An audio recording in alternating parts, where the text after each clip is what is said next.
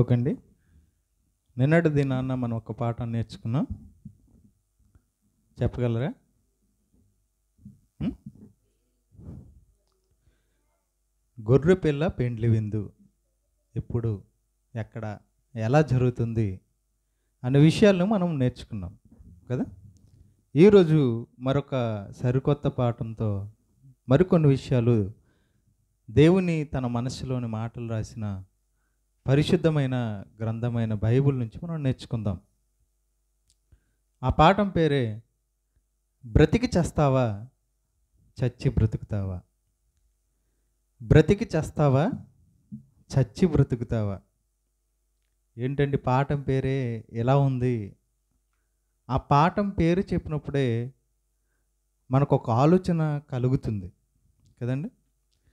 బ్రతకడం ఏంటి, చనిపోవడం ఏంటి, ఉం? ఇది ఈ మాట ఏంటి అని ఆలోచించగలిగితే ఈ మాట చెబుతున్నది ఎవరంటే యేసుక్రీస్తు ప్రభువు గారు. తను భూమి మీద నివసించిన కాలంలో తనతో ఉన్న ప్రజలకి, తన దగ్గర ఉన్న శిష్యులకి, జనసమూహానికి యేసుక్రీస్తు చెబుతున్న మాట. ఒకసారి చూడండి, యోహాను సువార్త 11వ అధ్యాయము. యోహాను సువార్త 11వ అధ్యాయము. యోహాను సువార్త 11వ అధ్యాయము 25వ వచనం నుంచి చదువుదాం. యోహాను సువార్త 11వ అధ్యాయము 25 నుంచి చదువుదాం. అందుకు యేసు పునరుద్ధానమును జీవమును నేనే. నా యందు విశ్వాసముంచువాడు చనిపోయినను బ్రతుకును, బ్రతికి నా యందు విశ్వాసముంచు ప్రతివాడు ఎన్నటికి చనిపోడు.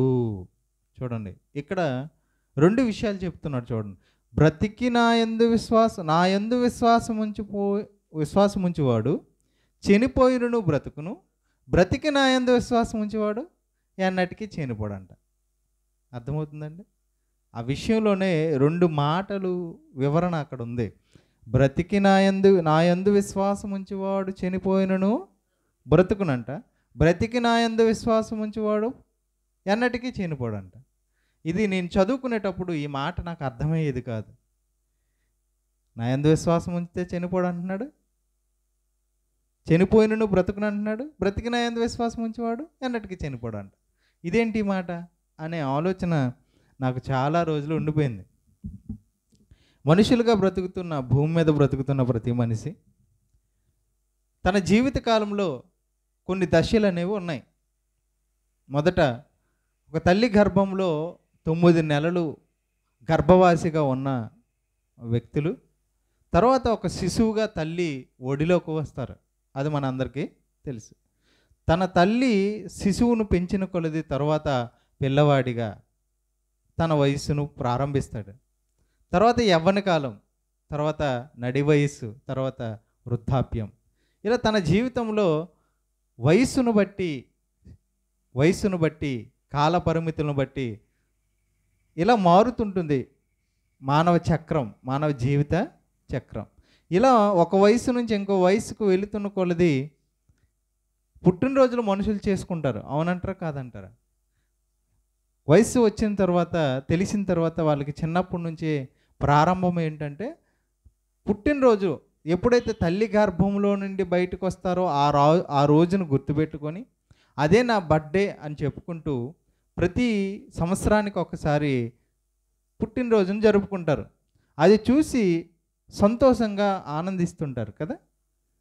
కానీ బైబిల్ చెప్తుంది, అది చూస్తున్నప్పుడల్లా నీకేమనిపించాలో తెలుసా?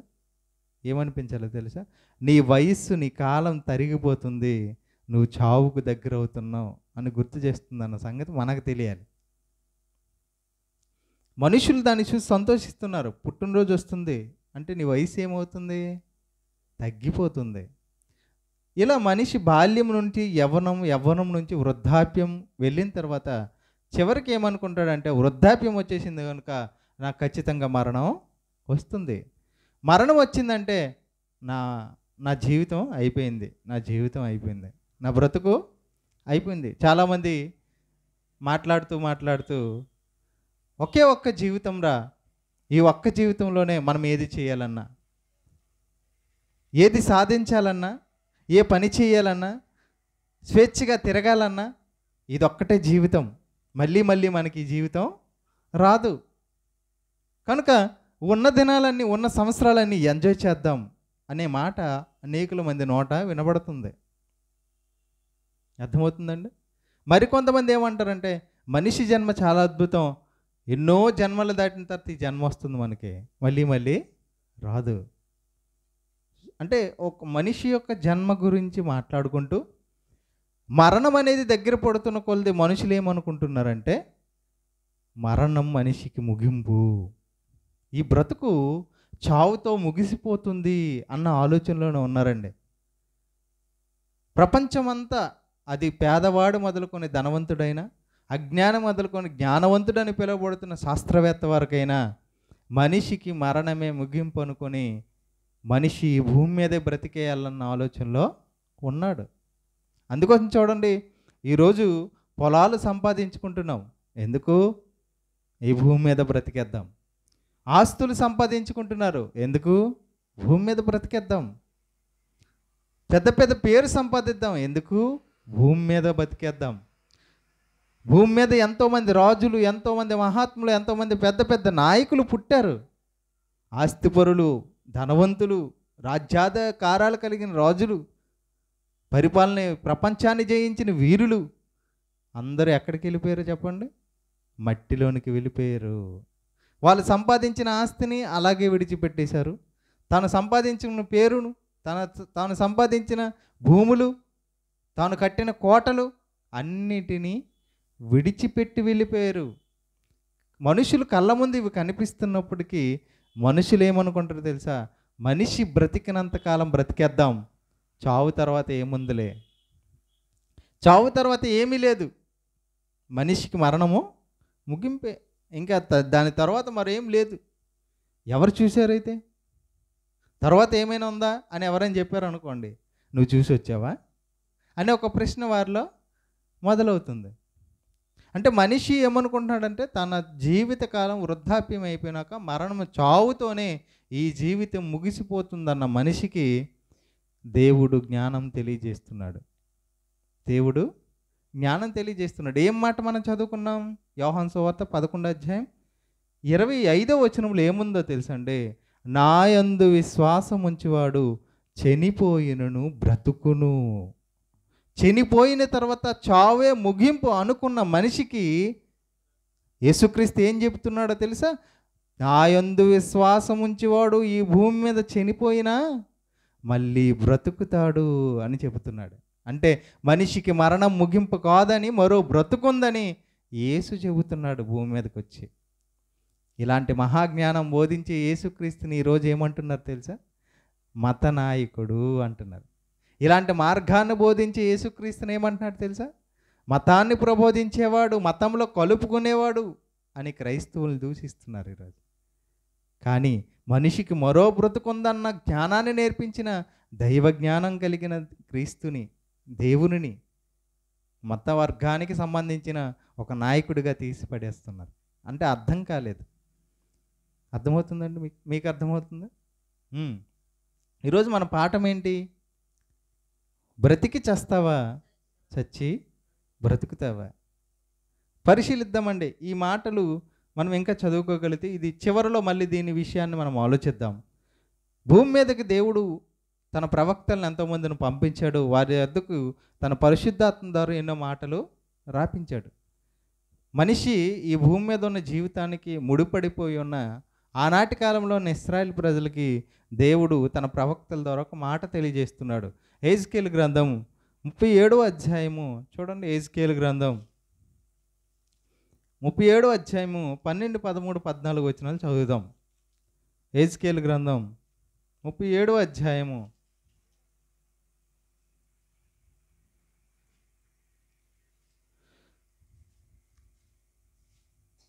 12, 13, 14 చదువుకుందాం.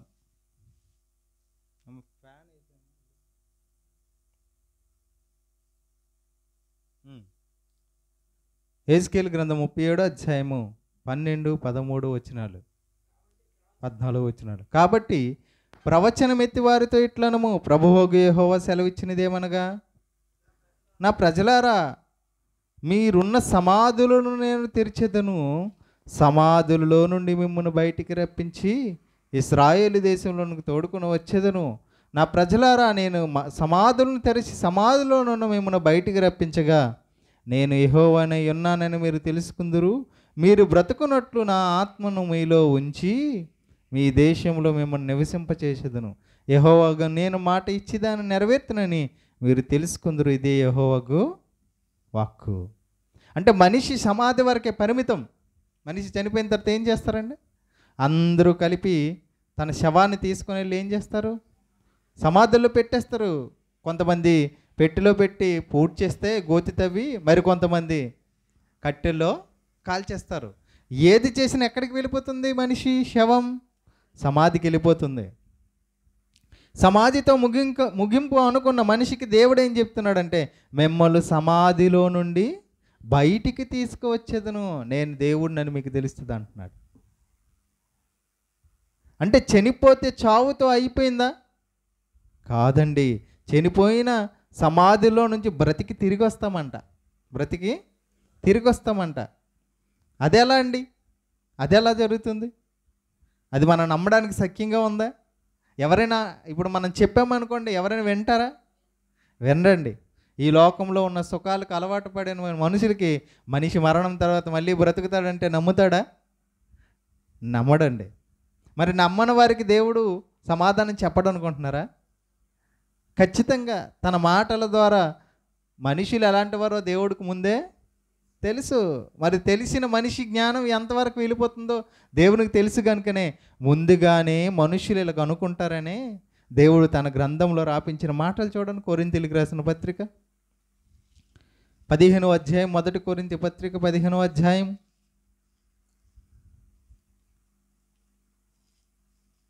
15వ అధ్యాయం 35వ వచనం నుంచి చదువుదాం. అయితే మృతులు ఎలాగు లేతురు? చూడండి ఏమంటున్నారంట, మృతులు ఎలా లేస్తారు? అరే చనిపోయిన వాళ్ళు ఎలా లేస్తారా? వాళ్ళు చెప్పడం మనం వినడం. అప్పుడున్న సమాజం అలాగే అనుకుంటున్నారనమాట. అప్పుడు పౌలు గారు సమాధానం ఇస్తే, అయితే మృతులు ఎలాగు లేతురు, వారిట్టి శరీరంతో ఒత్తురు అని ఒకడు అడుగును. అప్పుడు అంటున్నాడు, ఓ అవివేకి. ఏమంటున్నాడు అలాంటి వారిని? ఓ అవివేకి అన్నాడంటే వివేకము లేదురా నీకు. ఓ అవివేకి అంటే నీకు వివేకం లేదంట. ఎందుకు లేదు అంటే దానికి సమాధానం చెప్తున్నాడు, నీవు విత్తున్నది చచ్చితేనే కానీ బ్రతికింపబడదు కదా. ఈరోజు వ్యవసాయ కాలం, ఇప్పుడు మన సీజన్ కాలం. ఈ శీతాకాలంలో అందరు కోతలకు వస్తున్నారా? 6 నెలల క్రితం ఏం చేశారు చెప్పండి? ధాన్యం గింజలు నేల మీద ముందు దున్నిన తర్వాత నీరు కట్టిన నేలలో విత్తనాలు చల్లితే ఆ విత్తనాలు ఏమయ్యాయి? భూమి మీద పడిన తర్వాత విత్తనం ఏమవుతుందో తెలుసా? చనిపోతుంది. చనిపోయిన విత్తనం కొద్ది రోజుల తర్వాత ఏమవుతుంది? కొంతకాలం తర్వాత మొక్కగా వెన్నెలు పెట్టుకొని బయటకు వస్తుంది. అంటే చనిపోయిన విత్తనం ఏమవుతుంది? బ్రతికించబడుతుంది. చూడండి ఎంత జ్ఞానాన్ని దేవుడు మనకు నేర్పిస్తున్నాడు. నువ్వు విత్తునది చచ్చితేనే కానీ బ్రతికింపబడదు కదా. విత్తనం యొక్క లోపల ఉన్న ఏదైతే జీవం ఉందో ఆ జీవమే మొక్కగా బయటికి వచ్చింది. ధాన్యం గింజను పరిశీలించారనుకోండి మీరు, ధాన్యం గింజ ఆకారం చెప్పండి, ఏ కలర్లో ఉంటుంది? ఏ రంగులో ఉంటుంది? పసుపు కలర్లో రంగులో ఉంటుంది. దాని లోపల ఉన్న ఆ బియ్యం గింజ ఏ ఆకారంలో ఉంటుంది? ఏ రంగులో ఉంటుంది? తెలుపు రంగులో ఉంటుంది. ఒక పసుపు తెలుపు రంగు కలిగిన ఈ ధాన్యం గింజ మరణించిన తర్వాత ఏమవుతుంది? మొక్కగా వస్తుంది. ఆ మొక్క కలర్ ఏంటి చెప్పండి? రంగు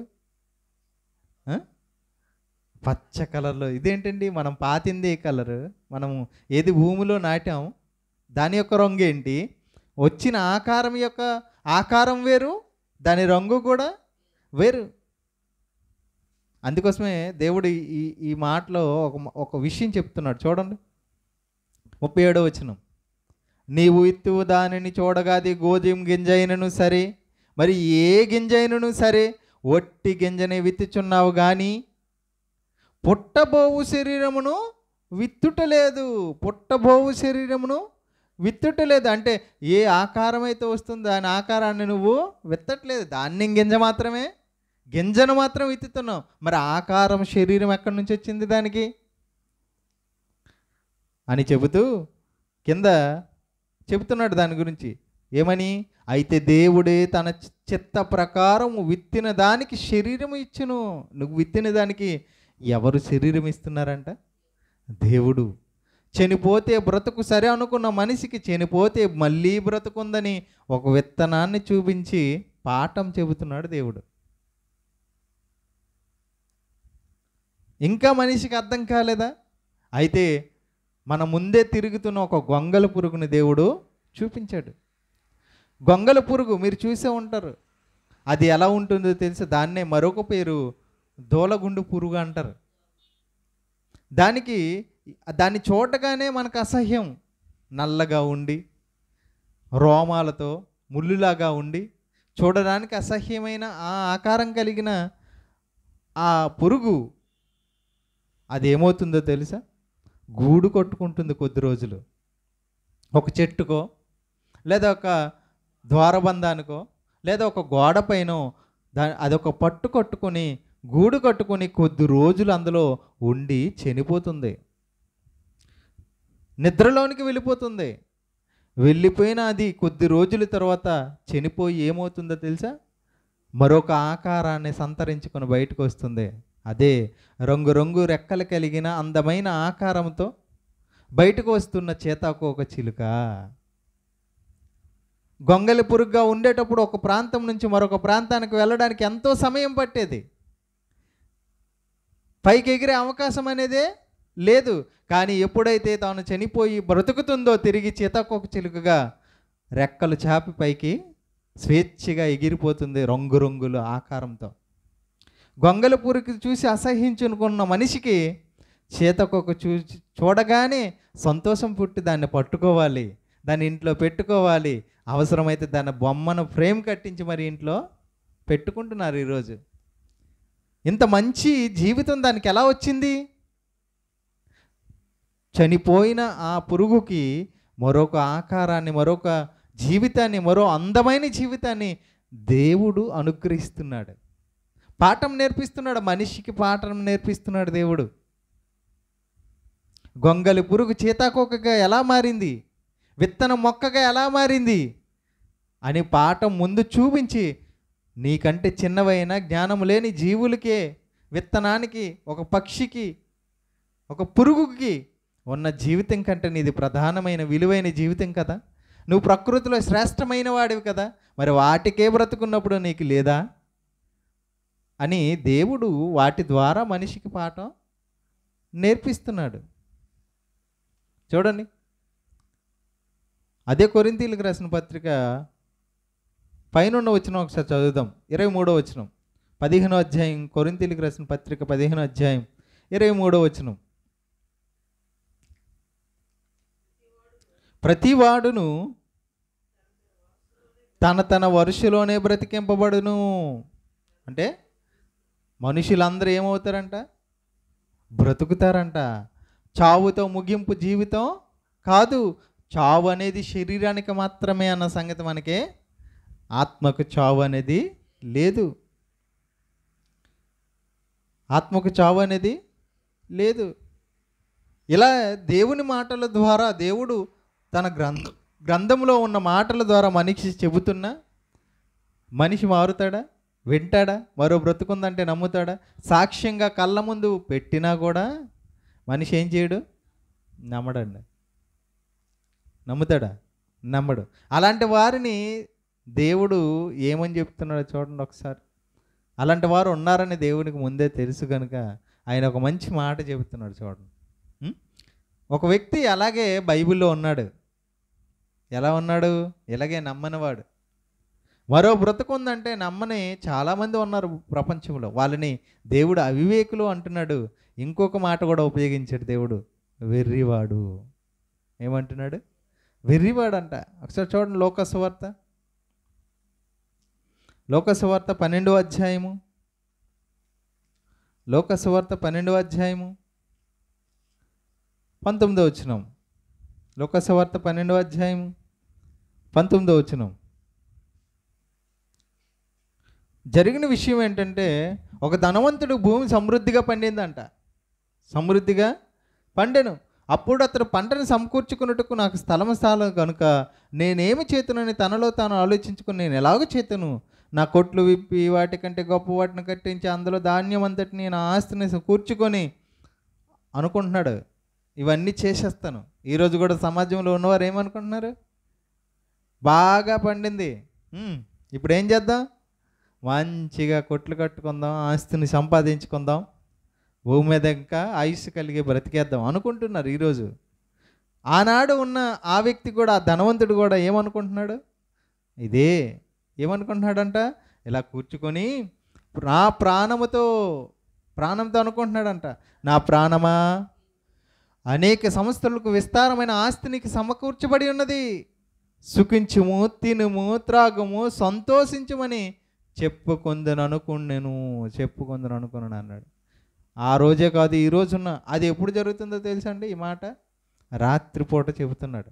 ఉదయం అయితే ఎవరైనా వింటారేమో అని, రాత్రి ఒక్కడ ఉంటాడు కదా పడుకునేటప్పుడు, అప్పుడు అనుకుంటున్నాడు అనమాట, నా ప్రాణమా సుఖించు, తిను, త్రాగు, సంతోషించు.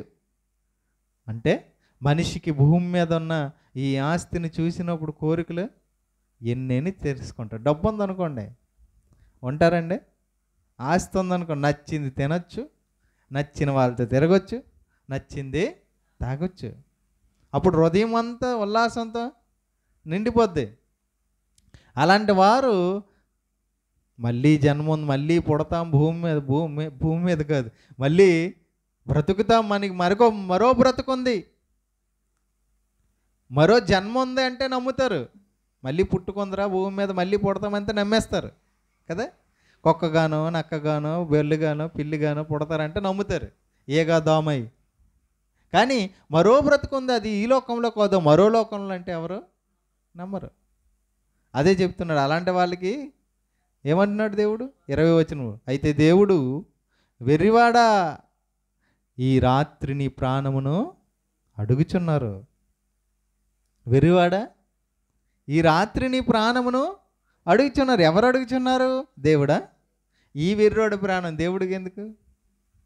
అర్థమవుతుంది? వాడికి ఇచ్చిన ఆయుష్కాలం ఒకటి ఉంది కదా, అంతవరకు ఉంచేస్తాడు.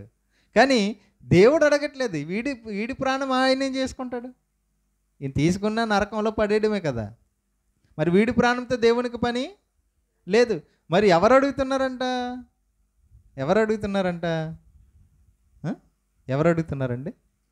దేవుని కోసం ఈ భూమి మీద బ్రతికిన మనుష్యులు, చనిపోయిన భక్తులు పాతాళంలో పరదేశంలో ఉండి అడుగుతున్నారనమాట. అర్థమైందా? ఎక్కడుంది ఈ మాట చూడండి. ప్రకటన గ్రంథం 5వ అధ్యాయం 9వ వచనం. ప్రకటన గ్రంథం 6వ అధ్యాయం 9, 10 వచనాలు.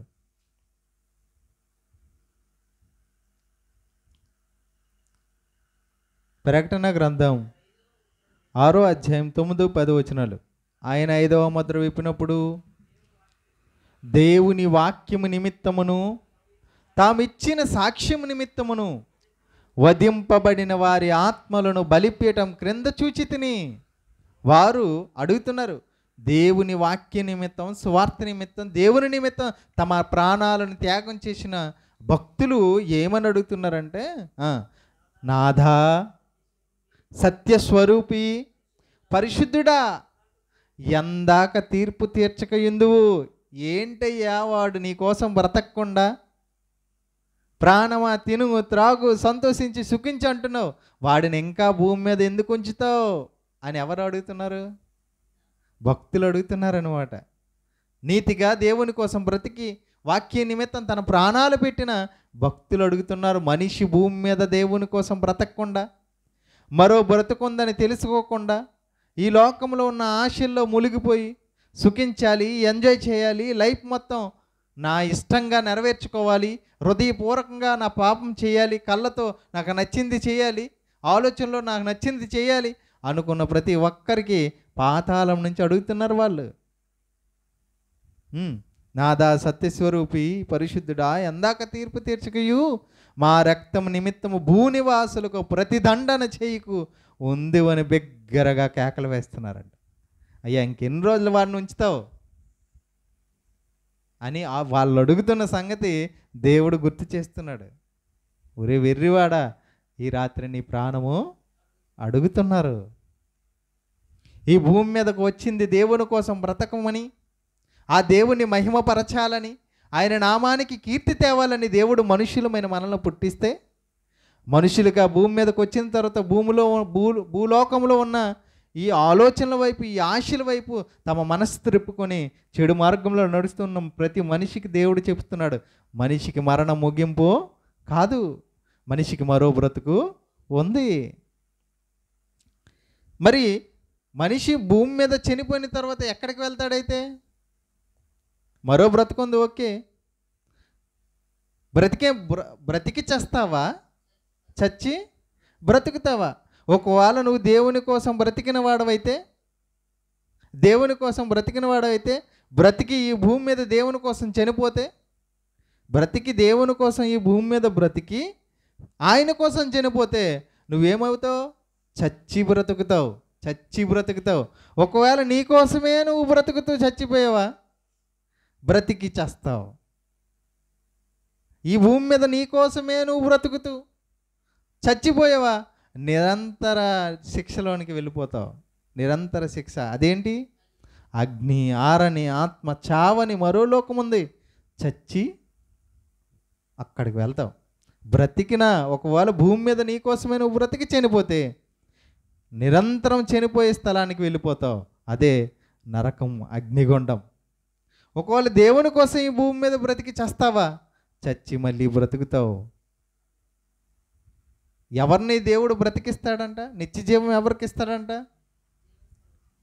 చూడండి, కొరింథీయులకు రాసిన మొదటి పత్రిక 15వ అధ్యాయము. కొరింథీయులకు రాసిన మొదటి పత్రిక 15వ అధ్యాయము 23వ వచనం. ప్రతివాడును తన తన వరుసలో బ్రతికింపబడును. ప్రథమ ఫలము క్రీస్తు, తరువాత క్రీస్తు వచ్చినప్పుడు ఆయన వారు బ్రతికింపబడతాయి. ఎవరు వారు? ఆయన వారు అంటే దేవుని కోసం ఈ భూమి మీద బ్రతికేవారు. ప్రథమ ఫలం ఎవరంట? క్రీస్తు. అంటే యేసుక్రీస్తు భూమి మీద చనిపోయాడా? చనిపోయాడు. చనిపోయిన క్రీస్తు ఏమయ్యాడు? తిరిగి బ్రతికాడు. చనిపోయిన క్రీస్తు తిరిగి బ్రతికాడు, చచ్చి బ్రతికాడు. భూమి మీద ఉన్న ఈ ప్రకృతిలో ఉన్న ఒక గొంగలి పురుగు ద్వారా, ఒక గింజ ద్వారా, విత్తనం ద్వారా దేవుడు పాఠాలు నేర్పిస్తున్న వినని మనిషికి దేవుడే భూమి మీదకు వచ్చి మనుషులందరి పాపం నిమిత్తం తన ప్రాణం పెట్టి మరణించి సమాధి చేయబడి మళ్ళీ ఏం చేయబడ్డాడు? తిరిగి లేచాడు. అంటే చచ్చిపోతే మళ్ళీ బ్రతుకు ఉందే అని క్రీస్తు ప్రథమ ఫలంగా ఉన్నాడు. మన ముందు ఆయన ఉన్నాడు. మనుషులు వీటిని నమ్మకపోయేసరికి తానే వచ్చి నిరూపణ చేశాడు. ఇప్పుడు తనను నమ్మిన వారిని కూడా ఏమంటున్నాడు? తమ వరుసలో తన వారు బ్రతికింపబడతారంట. అంటే ఆయన యందు విశ్వాసం ఉంచి వాడిని బ్రతికిస్తాడు. అంటే చనిపోయిన తర్వాత మరో బ్రతుకుందన్న సంగతి తెలుసుకొని బ్రతికిన వాడికి, దేవుని కోసం బ్రతికిన వారికి యేసు ఎలా బ్రతికింపబడ్డాడు? ఆయన ఏం చేశాడు భూమి మీద ఆయన బ్రతకడానికి? టైం అవుతుందా? చూడండి ఒకసారి టైం.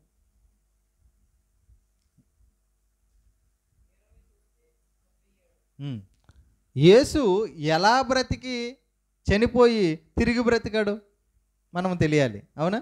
ఆయన యేసు చిన్న వయసులో ఉన్నప్పుడు ఏం చేశాడు చూడండి. చిన్న వయసులో ఉండేటప్పుడు ఆయన ఒక మాట, మంచి మాట అని చెబుతున్నాడు. లోకాసు వార్త 2వ అధ్యాయము. లోకాసు వార్త రెండవ అధ్యాయము 49వ వచనం. లోకాసు వార్త 2వ అధ్యాయం 49వ వచనం. యేసుక్రీస్తు తల్లిదండ్రులు యేసుక్రీస్తు దేవాలయం యెరూషలేముకు వెళ్తే వారిని విడిచిపెట్టి, యేసుక్రీస్తుని విడిచిపెట్టి వచ్చి తర్వాత మళ్ళీ వెతకడానికి యేసుక్రీస్తు దగ్గరికి వెళ్ళేటప్పుడు ఆయన దేవాలయంలో శాస్త్రుల మధ్య ఉన్నాడంట.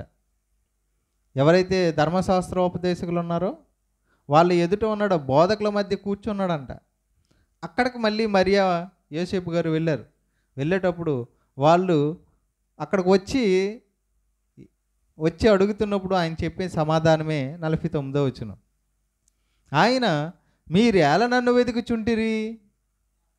నేను నా తండ్రి పనుల మీద ఉండవలనని మీరు ఎరుగరా? ఏం చెబుతున్నాడు యేసు బాల్యంలోనే? 12 ఏళ్ల వయస్సులోనే యేసు చెబుతున్న మాట ఏంటి? నా తండ్రి పనుల మీద నేను ఉండాలని. అంటే చిన్ననాటి నుండి దేవుడు యేసుక్రీస్తు ప్రభువు గారు ఎవరి జ్ఞానంలో పెరుగుతున్నాడు? తండ్రి పనుల మీద ఉండాలి అని చెబుతున్నాడు మనిషికి. ఆ కింద వచనంలో యేసు జ్ఞానమందును 52వ వచనం, వయస్సునందును దేవుని దయందును మనుష్యుల దయందును వర్ధిల్లుచుండెను. చిన్ననాటి నుండే దేవుడు తన కోసం ఏవైతే రాసుకున్నాడో వాటన్నిటినీ నెరవేర్చాడు యేసుక్రీస్తు. ఇంకా ఆయన ఏం చెప్తున్నాడు చూడండి, యోహాను సువార్త 17వ అధ్యాయం 4వ వచనం. యోహాను సువార్త 17వ అధ్యాయం 4వ వచనం.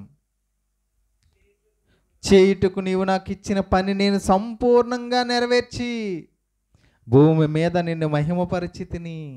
ఏం చేస్తున్నాడు యేసుక్రీస్తు? భూమి మీద మహిమపరిచాడు. అందుకోసం ఆయన ప్రథమ ఫలముగా ఉన్నాడు. మనకి తిరిగి లేచిన వారిలో ఎవరున్నారు? యేసుక్రీస్తు ప్రథమ ఫలముగా ఉన్నాడు. అలా ఎవరైతే క్రీస్తు కోసం బ్రతుకుతారో, దేవుని మాటల ప్రకారం బ్రతుకుతారో వారిని తమ వరుసలో ఆయన బ్రతికిస్తాడు. తన వారిని తనలాగా భూమి మీద జీవించే వారిని బ్రతికిస్తాడు. అర్థమవుతుందండి? మనకి ఎన్నో ఉదాహరణలు బైబిల్లో రాపించాడు చూడండి. గోధుమ గింజ చచ్చితేనే బ్రతికింపబడదు కదా అని చెబుతూ యోహాను సువార్త 12వ అధ్యాయము 24వ వచనం చూడండి. యోహాను సువార్త 12వ అధ్యాయము 24వ వచనం. గోధుమ గింజ భూమిలో పడి చావకుండానే అది ఒంటిగా ఉండను, అది చచ్చిన ఎడల విస్తారముగా ఫలించును. చనిపోతేనే ఫలింపంట. ఆ మాట చెబుతూ కింద ఒక మంచి మాట చెప్తున్నాడు చూడండి. 25వ వచనం. తన ప్రాణమును ప్రేమించేవాడు దానిని పోగొట్టుకొనును. తన ప్రాణమును ప్రేమించేవాడు దాన్ని పోగొట్టుకొనును. ఈ లోకములో తన ప్రాణమును ద్వేషించేవాడు నిత్య జీవము కొరకు దానిని కాపాడుకొనునని మీతో నిశ్చయముగా చెప్పుచున్నాను. అంటే పరలోకం కోసం, దేవుని కోసం, వాక్య నిమిత్తం తన ప్రాణాన్ని ఈ భూమి మీద పోగొట్టుకుంటే చచ్చి బ్రతుకుతావు. ఒకవేళ ఈ లోకంలో ఉన్న ఆశల కోసమే బ్రతికావా, నిత్య నరకమైన ఆ చావులోనికి వెళ్ళిపోతావు. మనుషులు దేనివైపు మనస్సు పెడుతున్నారు ఈరోజు? దేనివైపు అండి? లోకంలో ఉన్న ఈ జీవితం కోసమే. కొద్ది కాలం ఉండి మరణం అనే పేరుతో ముగించుకొని వెళ్ళిపోవలసిన మనుషులకి, మరణం పేరుతో ఈ లోకాన్ని విడిచిపెట్టే వెళ్ళే మనుషులు ఈ లోకం శాశ్వతం అనుకుంటున్నారు. నిత్యమైన పునాదులు గల ఆ పట్టణం కోసం ఎదురు చూసేవారు ఎవరు లేరండి. చివరికి ఈ మాట చదువుకుందాం. యోహాను సువార్త 11వ అధ్యాయము. యోహాను సువార్త 11వ అధ్యాయము 25వ వచనం చూడండి.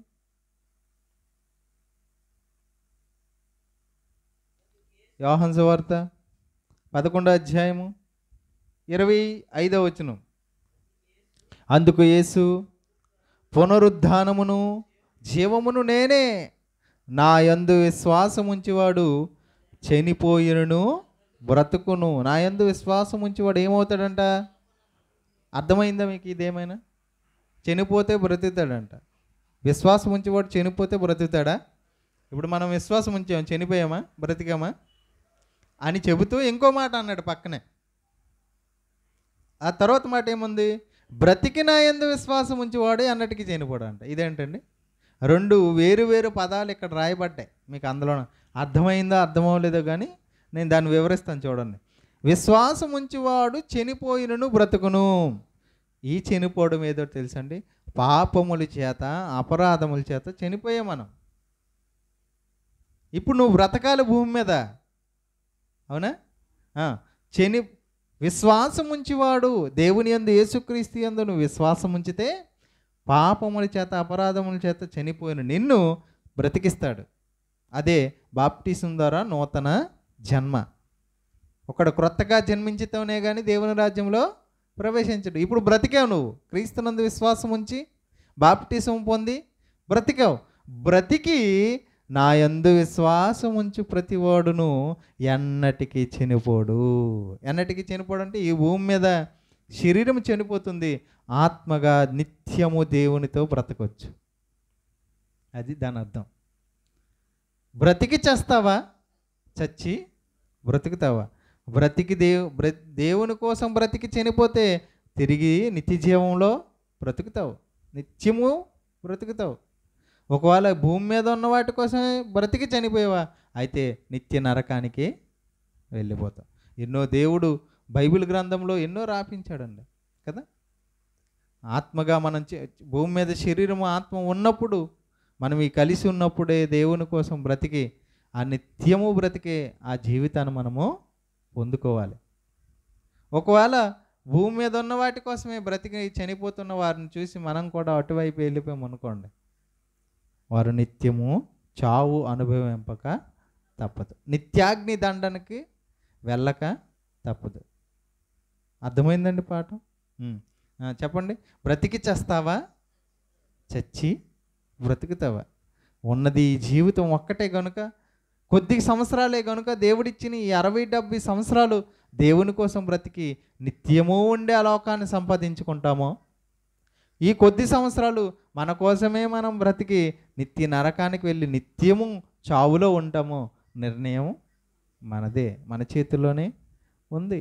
అదే దేవుడు చెప్తున్నాడు యోహాను సువార్త 5:29లో, మేలు చేసిన వారు జీవ పునరుద్ధానమునకు, కీడు చేసిన వారు తీర్పు పునరుద్ధానముకు వెళ్తారంట. మనం మేలు, క్రీస్తు ఇచ్చిన మేలును సంపాదించుకొని ఆయన కోసం బ్రతికి నిత్య జీవాన్ని సంపాదించుకుందాం. ప్రార్థన చేసుకుందాం.